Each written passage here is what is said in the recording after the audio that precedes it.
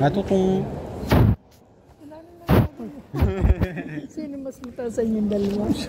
Mataas ka po. Kasi nga, sino mo lang? Hindi rin mo kang tanong mo mo dyan.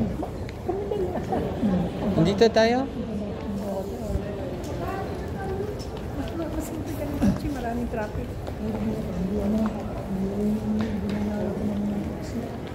Kasi hindi pa ako ha? Nahanap yung kontra ko doon sa miss ko doon. Pero pinakita mo? Ito, but meron. Pero hindi ka binigyan, hindi. Hindi na naman. Ayun yung pagkukunan sa likod. Akala ko kinuha yung buklak mo. Hindi, pinangal yan. Ay, dito tayo sa ulo. Picture tayo, Kiran. Finally at home. Welcome, Darwin, sa bahay. Pasensya ka na, Darwin. Yan lang muna ang handa. Dalaluto ko. Mamo. Ito lang ang dala mong Sa Primark yung Ito lang ang dala mong damit? Abay, maraming damit yan. Birthday pa ni Jura na ganyan. Si Darwin ay nakarating ng mapayapa. Thank you, Lord. Diyos ko. Sabagay, ano naman? God is great. Wala din makababa sa Sold naman sa ano. For the first time sa airplane.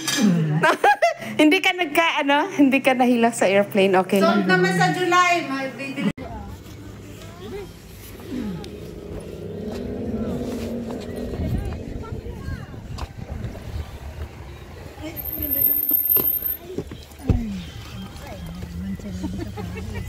Oh, kamusta ito? Ano, Darwin? Ala, ito na si Madira. Welcome to Paris. Wala ka dala-dala, yun lang. Goldilocks nyo. Sayang lang ang inyong ano. May natira siyang 3,000. Sabi ko, bili mo na yan ng Goldilocks. Bumili ng 3. Saan bumiling Goldilocks? Doon sa naman ng airport. Airport naman. Mahal mo Mahal sa airport. Doble pang presyo. Ay, ano pa na yung pera mo pagdating dito. Pag hindi makaka-uwi. Boy, bibigay sa inyo. Pang-art kila pa uwi. Kaya hindi nang hihinayang sa pera talaga. Yaman talaga yung sinayang.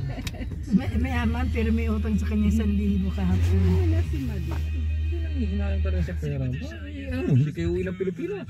Hindi ako. Abay, wala man lang pa sa loob. Dito, anong iuwi ko? Walang, naikuha ako na rin mo. Bakit pa? Wait. Oh.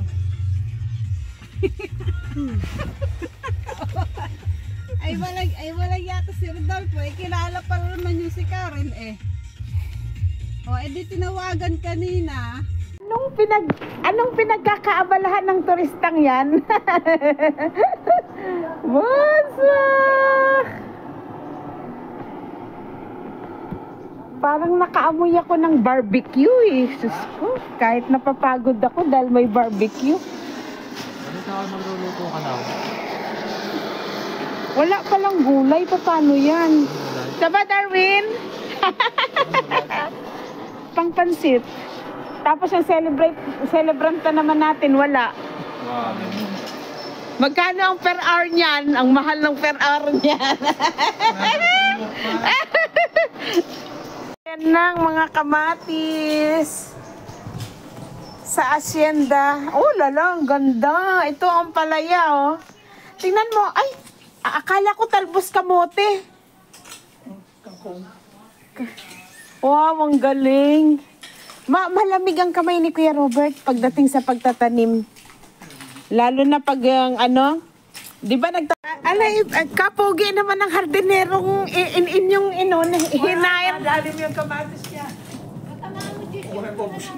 Ay, kapogi naman ng inyong hardinerong ire.